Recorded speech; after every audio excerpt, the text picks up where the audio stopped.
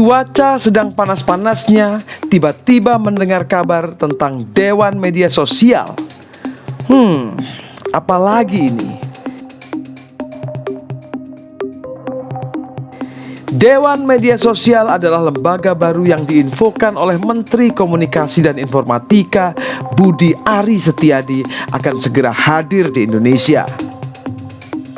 Menurut Budi, pembentukan dewan ini adalah respon atas usulan organisasi sayap Perserikatan Bangsa-Bangsa PBB UNESCO untuk menyikapi fenomena media sosial yang menimbulkan kerisauan di berbagai negara. Di Indonesia, kondisinya pun dinilai senada. Menurut Budi, keresahan materi-materi media sosial meningkat, terutama berhubungan dengan dunia ekonomi. Karenanya, kehadiran Dewan Media Sosial yang melibatkan masyarakat dari berbagai unsur akan menjadi kontrol di ruang digital. Kepada CNN Indonesia Plus Minus, Direktur Eksekutif Southeast Asia Freedom of Expression Network atau SafeNet, Nenden Sekar Arum, mengkhawatirkan kehadiran Dewan Media Sosial justru mengancam kebebasan berekspresi di dunia digital. Di tahun lalu, waktu proses revisi UU ITE itu, kita memang mencoba mengusulkan Dewan Media Sosial ini. Fungsinya apa? Sebenarnya fungsinya itu si Dewan ini tuh bisa menjadi solusi sebetulnya dalam konteks moderasi konten di sosial media. Karena kita tahu nih, selama ini upaya pemblokiran konten, penghapusan konten itu semuanya wewenangnya ada di Kominfo gitu ya. Padahal kan kita tahu ya bagaimana track recordnya Kominfo ketika mereka melakukan sensor misalnya atau melakukan pemblokiran konten. Kadang itu tidak sesuai misalnya dengan hak asasi manusia, karena bisa jadi kontennya konten biasa aja tapi karena dianggap meresahkan masyarakat kemudian diminta di take down. Nah, kehadiran si Dewan Media Sosial itu harapannya adalah menjadi solusi supaya kewenangan Kominfo itu tidak sebesar itu gitu. Jadi nanti si dewan ini harapannya kan multi stakeholders ya, terdiri dari unsur organisasi masyarakat sipil, akademisi, ahli, media gitu, dan bahkan dari platform digitalnya juga gitu. Jadi mereka bisa memberikan rekomendasi gitu bahwa ini konten tidak bermasalah, jadi jangan di take down, atau ini memang konten bermasalah maka memang perlu di take down. Oke, berarti kewenangannya sebesar Dewan Pers yang sekarang sudah eksis? Bisa dibilang seperti itu ya, karena kan harapannya memang independen gitu ya, dan memang bisa memberikan kewenangan seperti itu. Dengan catatan sebetulnya memang itu diatur oleh undang-undang. Harusnya diatur dengan undang-undang. Makanya kenapa kami dorong pas proses revisi UU ITE, harapannya itu bisa diakomodasi di undang-undang ITE yang baru. Sayangnya ternyata hasil revisinya ternyata tidak mengakomodasi hal tersebut gitu. Sebentar.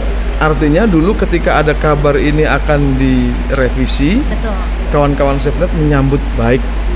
Iya, proses revisinya tentulah itu kan yang kita nantikan ya, proses revisi UU ITE itu, betul.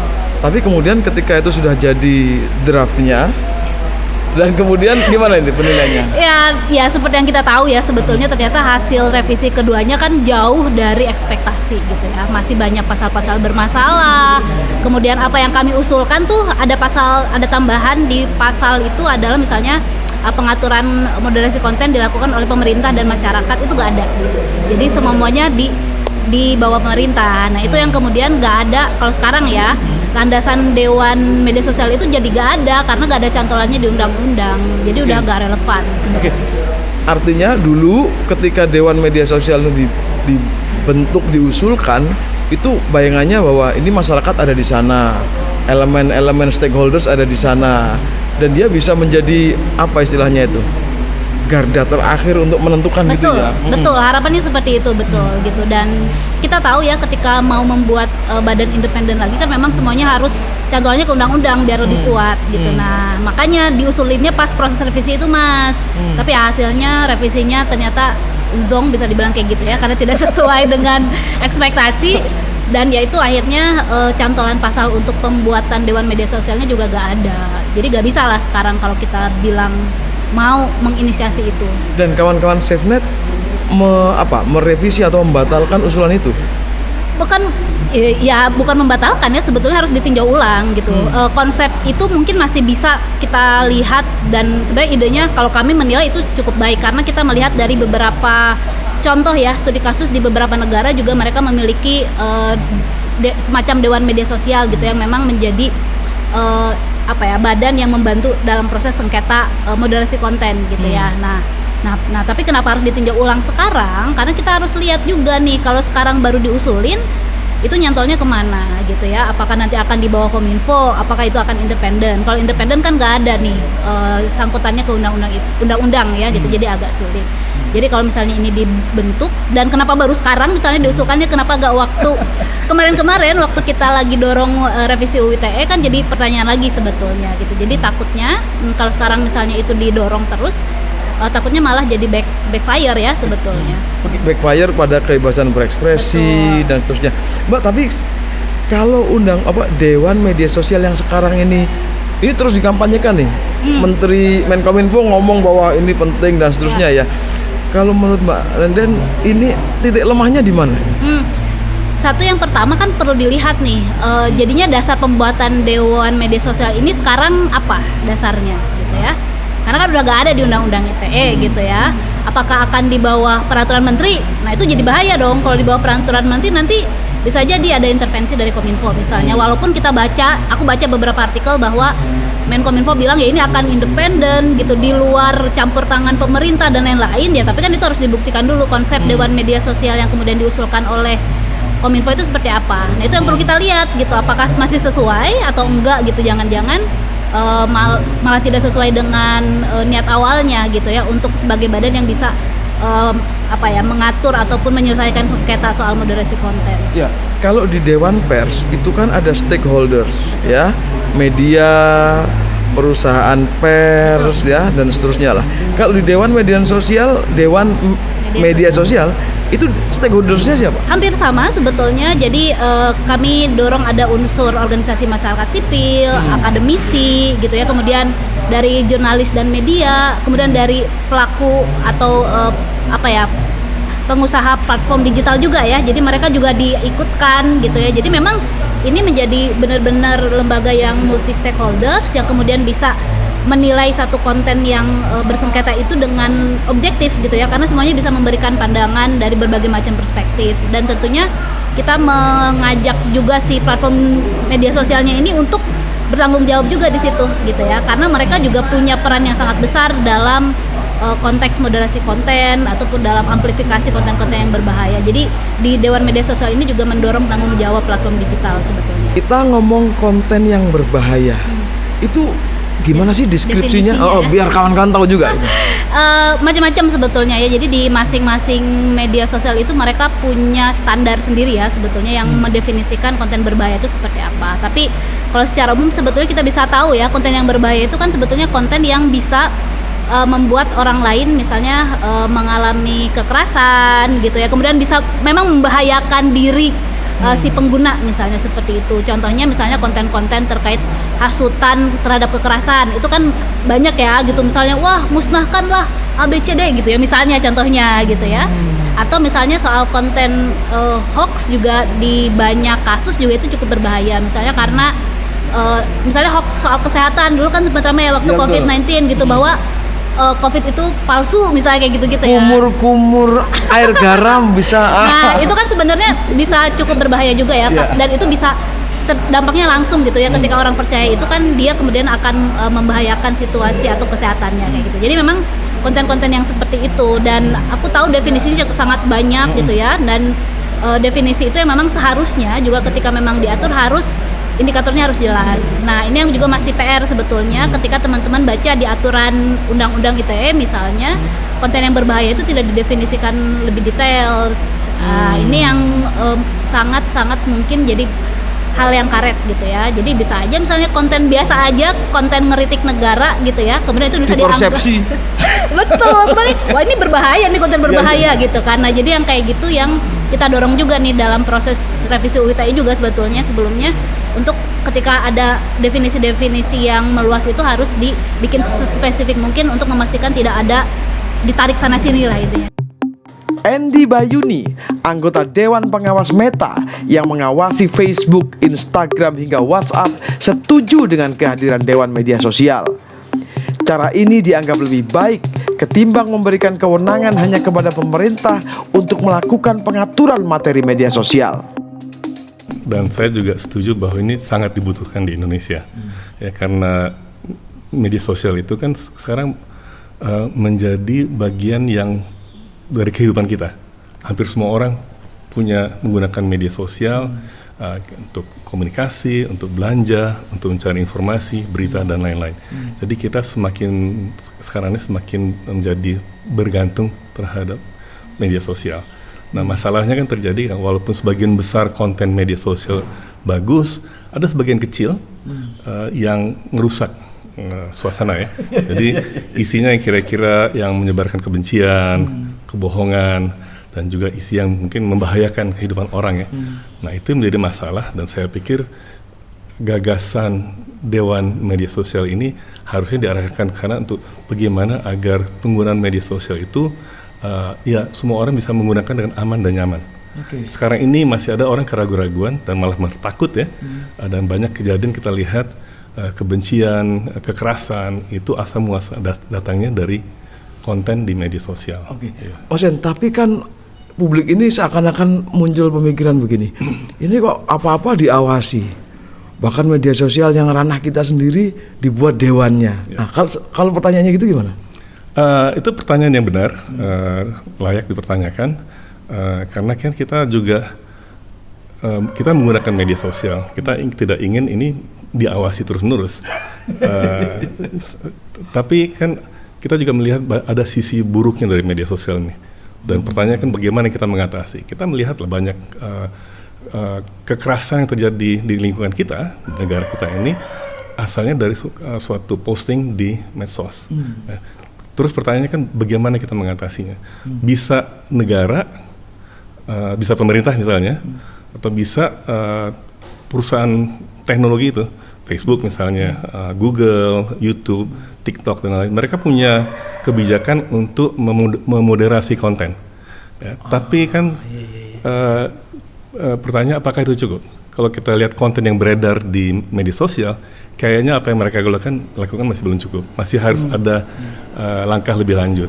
Kemarin tahun 2020 ada keputusan Menteri Kominfo nomor 5 yang mengatakan bahwa mulai dari sekarang pemerintah berhak mengatakan kepada perusahaan medsos untuk mengatakan ini tidak boleh, ini harus dihapus, ini harus di take down istilahnya gitu ya. Nah, sebentar.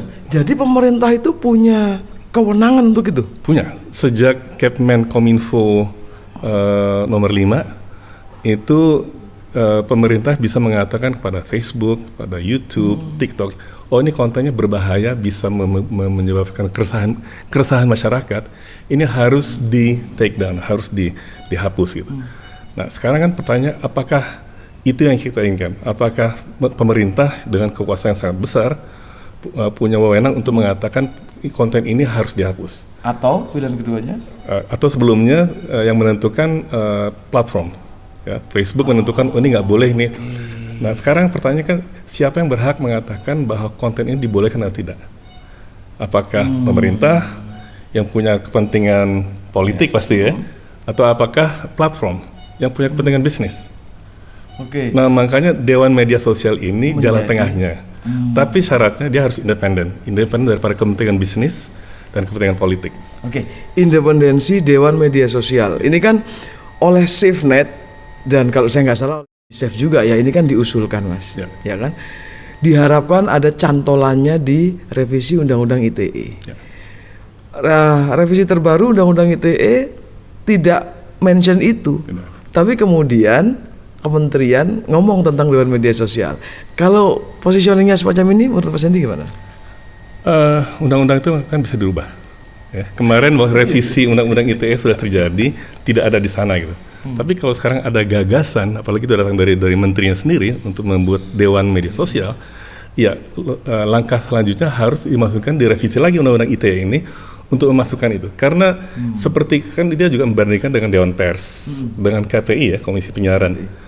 Itu kan ada dalam undang-undangnya gitu. Nah, Dewan Media Sosial ini kalau mau bikinlah undang-undang yang masukin dalam Undang-Undang ITE misalnya, atau undang-undang apapun mengatakan diperlukan sebuah Dewan Media Sosial. Karena kebutuhannya sekarang sangat real. Ya. Tadi saya katakan banyak kejahatan, kekerasan terjadi karena asal usulnya dari konten di media sosial yang tidak termoderasi gitu kan. Nah, jadi ada urgensi, ada kepentingan, dan langkah selanjutnya kalau emang menteri kita benar ingin Dewan Media Sosial, harusnya ya bawa lagi ke DPR revisi, karena supaya ini kuat harus ada landasan undang-undangnya. Kalau nggak ada itu ya akan meragukan, karena itu kolektif ciptaan pemerintah, berarti kemungkinan ada kepentingan kemungkinan tidak independen. Oke, berarti kita sekarang baiknya menunggu ya realisasi Dewan Media Sosial ini seperti apa kalau jadi. Ya. Yang kedua, siapa orang-orang di dalamnya. Ya.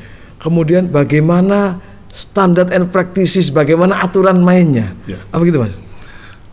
Jadi gagasan Dewan Media Sosial ini tadi SafeNet sebenarnya juga pernah ada dari kelompok namanya Artikel 19. Artikel 19 itu internasional.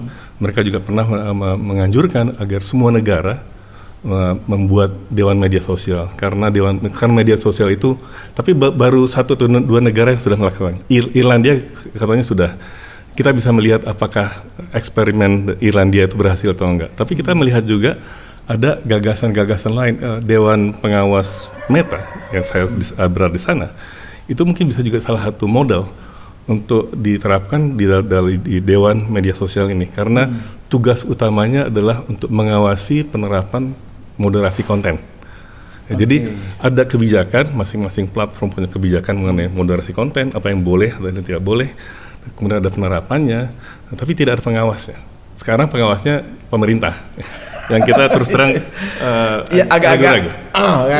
agak-agak kita punya memori masa lalu bagaimana ketika pemerintah bekerja. Ya. Nah, Mas, ingin sedikit soal teknikal. Ya. Apakah di Meta, Facebook dan kawan-kawan itu menggunakan AI atau kan nggak mungkin melototin satu-satu kan? Ya. Gimana, Mas?